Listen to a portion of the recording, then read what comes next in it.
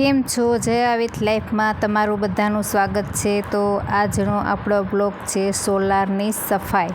તો આજે આપણે સોલારની સફાઈ કરવાની છે। તો અમે 15 દિવસે કરીએ છીએ સોલારની સફાઈ। તમે કેટલા દિવસે કરો છો તે મને કોમેન્ટમાં કહેજો।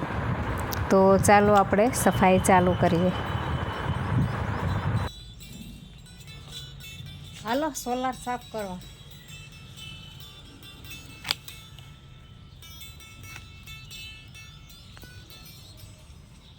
કેટલી બધી ધૂળ જામી ગઈ।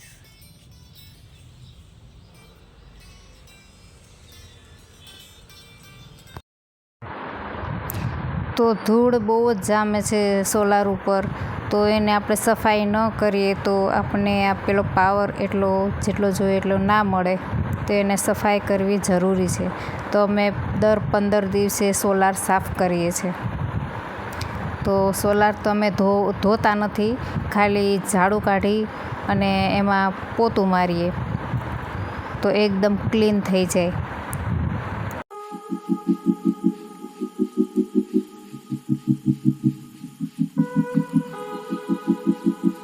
પહેલાં તો પોતાની સફાઈ થાય છે।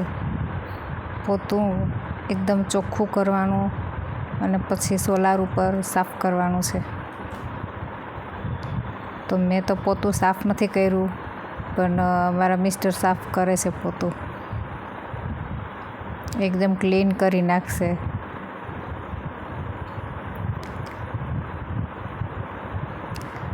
જો કેટલું બધું મેલ નીકળી ગયું બહાર।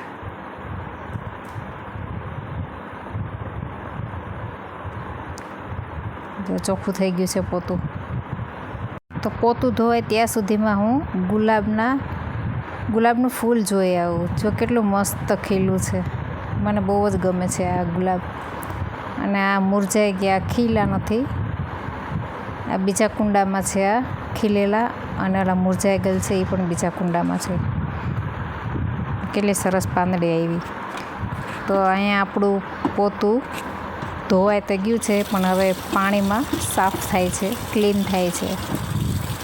જેમ વોશિંગ મશીનમાં કપડાં જેમ ક્લીન થાય એમ આમાં પોતું ક્લીન થાય। જો એકદમ ક્લીન કરી નાખ્યું પોતું, ચોખ્ખું। જો તમે ક્યારેય સાફ કર્યું આવી રીતે પોતું? તમારા મિસ્ટર સાફ કરે છે આવી રીતે પોતું? સોલારમાં પહેલાં ધૂળ કાઢી નાખશે સાવેણીથી અને પછી એમાં પોતું મારશે।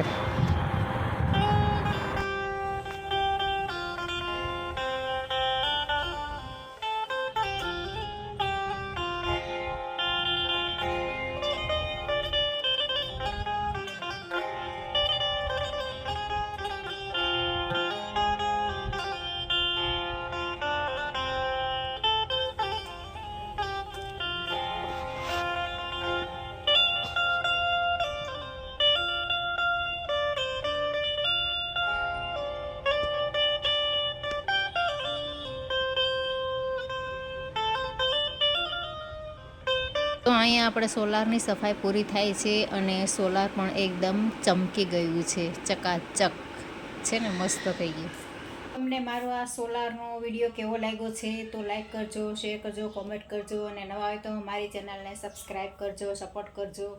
અને મળીએ આપણે નવા વિડીયોમાં। હજી ઘણા બધા વિડીયોઝ ઉતારવાના છે મારે। તો બાય બાય।